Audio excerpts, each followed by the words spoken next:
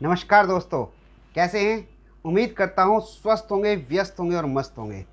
दोस्तों, मैंने आपसे प्रॉमिस किया था कि मेरी नेक्स्ट जो वीडियो आएगी वो एफसीआरए के बैंक अकाउंट में जो प्रॉब्लम आ रही है उसके ऊपर आएगी, और मैं ये वीडियो आपकी इन्फॉर्मेशन के लिए तैयार कर ली है और आपको मैं ये समर्पित करता हूँ।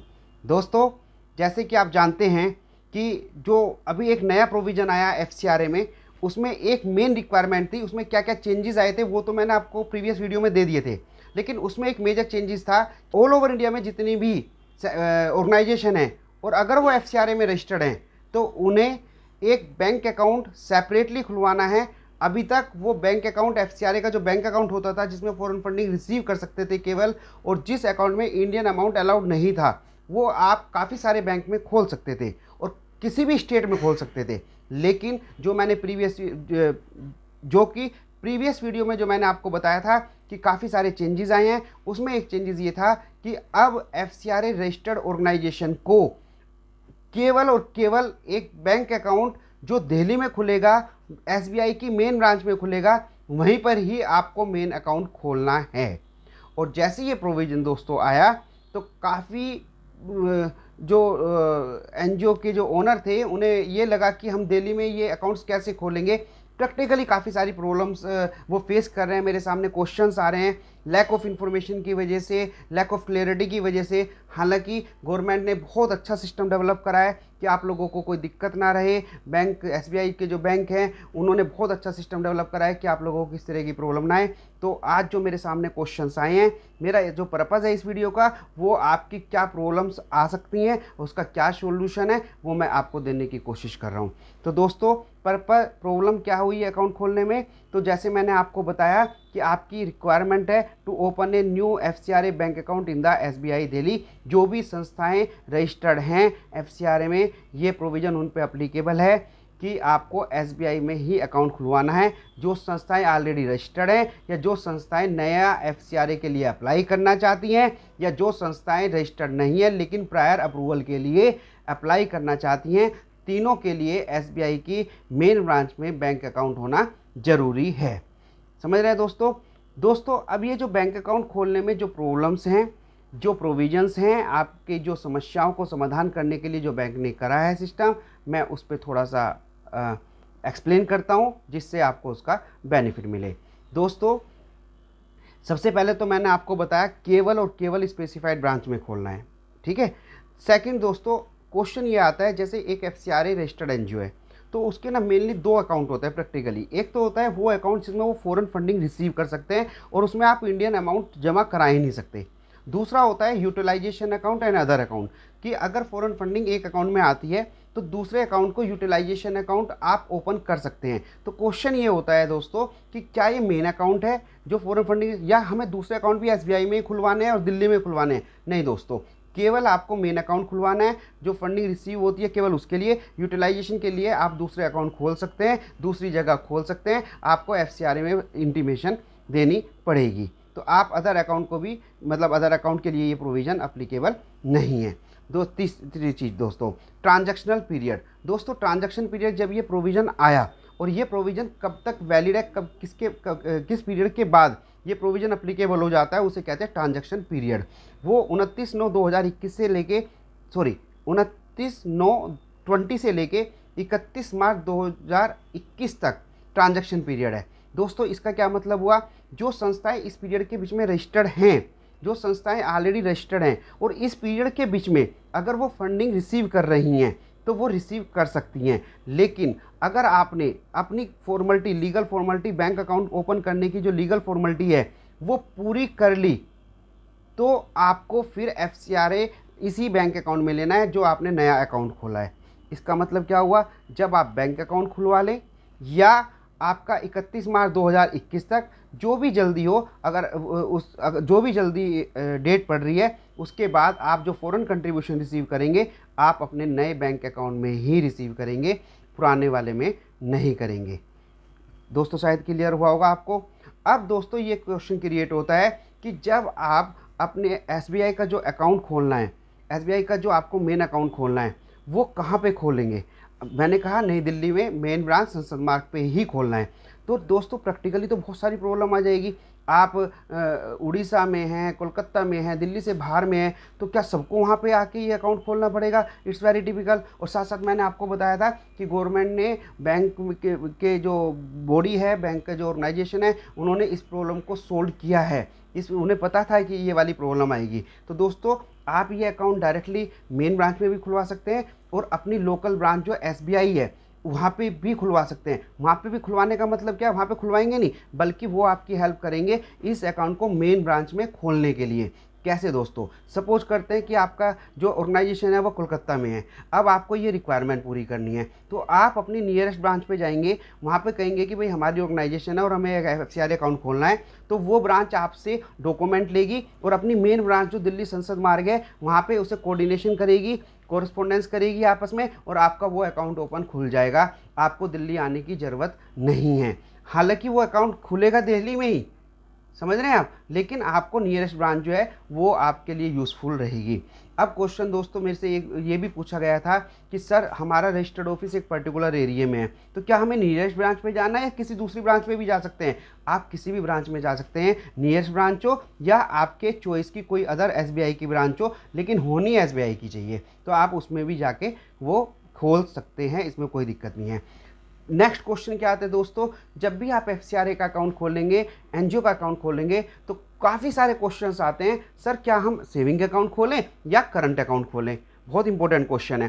तो सेविंग अकाउंट और करंट अकाउंट में आपको डिफरेंस पता ही है। करंट अकाउंट बिजनेस के लिए होता है, सेविंग अकाउंट आपका सेविंग के लिए होता है, जिसमें आपको रेट ऑफ इंटरेस्ट भी मिल जाता है, लेकिन करंट अकाउंट में नॉर्मली इंटरेस्ट नहीं मिलता है।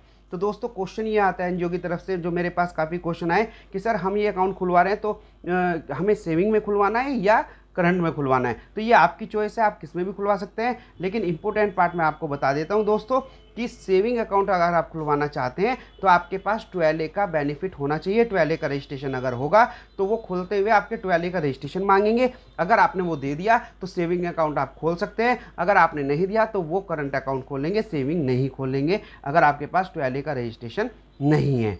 अब दोस्तों नेक्स्ट क्वेश्चन जो मेरे से पूछा जा रहा है वो ये है कि अगर किसी का existing FCRA bank account SBI में है तो क्या उसे भी ये रिक्वायरमेंट पूरी करनी पड़ेगी, हाँ या ना? तो दोस्तों बिल्कुल ठीक है बात, अगर ऑलरेडी एसबीआई में अकाउंट है आपका तो आपको फिर भी ये रिक्वायरमेंट पूरी करनी पड़ेगी, आपको एक अकाउंट दोबारा खुलवाना पड़ेगा उसी। हालांकि जो अगर ऑलरेडी एसबीआई में आपका अकाउंट है तो आपको हेल्प मिल जाएगी, लेकिन नया अकाउंट तो आपको खुलवाना ही पड़ेगा। एग्जिस्टिंग जो अकाउंट्स हैं वो उसकी आप ये नहीं कह सकते कि हमारा तो एग्जिस्टिंग एसबीआई में, आपको नया अकाउंट मेन ब्रांच संसद मार्ग पे खुलवाना पड़ेगा और सारे प्रोविज़न आपको कंप्लाई करने पड़ेंगे। समझ रहे दोस्तों?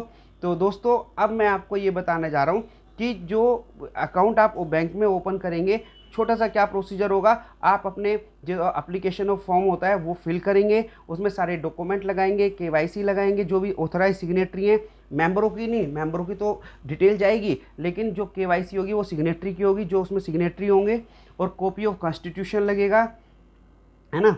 और ये डॉक्यूमेंट लगा के आप अपनी मेन ब्रांच में भेज सकते हैं दिल्ली में, या अपनी नियरेस्ट ब्रांच में इसे फिल कर सकते हैं।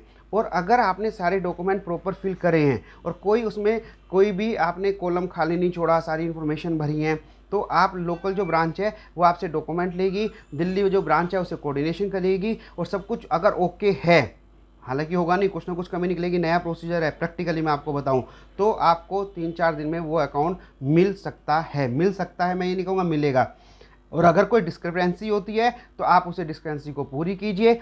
आप अपनी डिस्क्रिपेंसी जो है वो मेन ब्रांच आपको बता देगी, वो ब्रांच जब आप ये कंप्लीट करेंगे तो दिल्ली में जो ब्रांच है उन्हें भेजेगी। एक बड़ा अच्छा सिस्टम दिया है दिल्ली के बीच में, और आपकी जो रजिस्टर्ड ऑर्गेनाइजेशन जिस स्टेट में भी है वहाँ पे एसबीआई ब्रांच में एक अच्छा कोऑर्डिनेशन होगा, तो आपकी ये वर्किंग आपके लिए बड़ा सिंपल हो जाएगी, और आपका ये अकाउंट खुल जाएगा और लीगल फॉर्मेलिटी आपकी पूरी हो जाएंगी।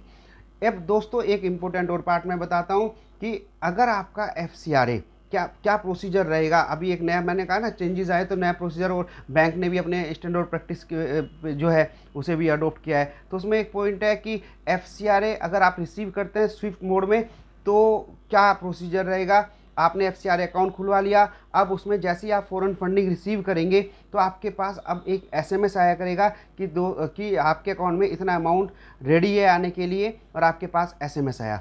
एसएमएस आने के बाद जब आपको पता लग जाएगा, अभी आपके अकाउंट में क्रेडिट नहीं हुआ, केवल एसएमएस आया कि हाँ बैंक ने रिसीव किया है, आपके अकाउंट में डालने से पहले आपको फेमा की डिक्लेरेशन जमा करानी पड़ेगी। एक डिक्लेरेशन होती है फॉरेन एक्सचेंज मैनेजमेंट एक्ट में, जब आप वो डिक्लेरेशन जमा करा देंगे तब बैंक उस अमाउंट को आपके अकाउंट में क्रेडिट करेगा। तो वो फेरा की डिक्लेरेशन भी इंपॉर्टेंट है, इसलिए मैंने आपको ये वाला पॉइंट बताया है। अगर आपके अकाउंट में क्रेडिट होगा वो अमाउंट तभी होगा जब आप फेरा की जो है जो डिक्लेरेशन है वो सबमिट कर देंगे, है ना दोस्तों। और फिर आपके अमाउंट में जो अमाउंट है वो आपके बैंक अकाउंट में क्रेडिट हो जाएगा। अब इसमें इम्पोर्टेंट पॉइंट एक चीज़ है, जो आपका अमाउंट तो आ गया लेकिन आपके अकाउंट में क्रेडिट 2 दिन बाद या 3 दिन बाद हो रहा है, जब आपका एफसीआरए डिक्लेरेशन आपने जमा कराई, तो कन्वर्जन रेट, फॉरेन एक्सचेंज तो डेली एक्सचेंज होता रहता है, तो कौन सा रेट लेंगे, तो जो बैंक रेट कन्वर्ट करेगा आपके अमाउंट को इंडियन रुपीज़ में, वो रेट भी आपको कम्युनिकेट किया जाएगा कि इस रेट पे हम आपके जो हैं जो फंड है वो कन्वर्ट है, ये भी एसएमएस आपको दिया जाएगा। ठीक है दोस्तों, तो मुझे उम्मीद है कि आपको ये वीडियो बहुत यूज़फुल रही होगी। और अगर आपके से रिलेटेड, बैंक से रिलेटेड आपका कोई भी समस्या आ रही है, कोई भी प्रॉब्लम आ रही है, तो आप व्हाट्सएप पे मुझे बता सकते हैं, आप कमेंट में बता सकते हैं, मैं उसका सोल्यूशन दे दूंगा कि भाई आप इस तरह से कीजिए। सरकार ने बहुत अच्छा एक अच्छे विजन के साथ ये वर्किंग करी है। हो सकता है कुछ लोगों को अनकम्फर्ट हो, लेकिन जब कोई अच्छा काम होता है तो अनकम्फर्ट फील करनी पड़ती है, क्योंकि हमारे देश के डेवलपमेंट के लिए काम हो रहा है, अच्छे काम हो रहा है। गवर्नमेंट की नज़र उस पर रहे कि किस बैंक में कितना पैसा और किस एक्टिविटी के लिए आ रहा है, इसका मेन पर्पज़ ये है, वो मिस यूटिलाइजेशन ना हो, टेररिस्ट एक्टिविटी में ना लगे, इस पर्पज़ के लिए गवर्नमेंट ने इतनी मेहनत की है और इतना अच्छा सिस्टम डेवलप करा है। जब आप एसबीआई का अकाउंट खुलवाएंगे तो आपके जो सिग्नेटरी अथॉरिटी है ना, उनका एसबीआई में अकाउंट होना ज़रूरी है, ये रिक्वायरमेंट है। अब ये आपको बड़ा टिपिकल लगेगा कि अगर किसी सिग्नेटरी अथॉरिटी 3 है या 2 हैं तो उनका सबका बैंक अकाउंट होना चाहिए एसबीआई में, तभी ये बैंक अकाउंट खुलेगा, ऐसा मतलब मैंने प्रैक्टिकली फील करा है। अब दोस्तों ये तो आपको टिपिकल लग रहा होगा सबका एसबीआई में अकाउंट हो, तो इसका भी सॉल्यूशन हमारे पास है, इसका भी सॉल्यूशन गवर्नमेंट ने दिया है। अगर आप एसबीआई में अकाउंट खोलने गए और आप 3 सिग्नेटरी अथॉरिटी और आपका एसबीआई में वो कहते हैं होना चाहिए और आप नहीं चाहते, तो दोस्तों आप क्या करेंगे, अपनी नियरेस्ट ब्रांच में जाइएगा, वहाँ पे कस्टमर इन्फॉर्मेशन फॉर्म आता है वो फिल कर दीजिएगा, अपने केवाईसी कंप्लीट करिएगा। और आपको अकाउंट खोलने की ज़रूरत नहीं है, बल्कि CIF नंबर जो आपने फार्म भरा है उससे आपको एक नंबर मिलेगा, कस्टमर इन्फॉर्मेशन नंबर मिल जाएगा। उस इन्फॉर्मेशन के बेस पे आप अपनी जो मेन फार्म भरेंगे एफसीआरए का उसमें मेंशन कर दीजिएगा, फिर आपको अकाउंट खोलने की ज़रूरत नहीं है, बल्कि उसी इन्फॉर्मेशन से आपका बैंक अकाउंट खुल जाएगा, क्योंकि एसबीआई पे सारी सिग्नेटरी अथॉरिटी की इन्फॉर्मेशन आ चुकी है।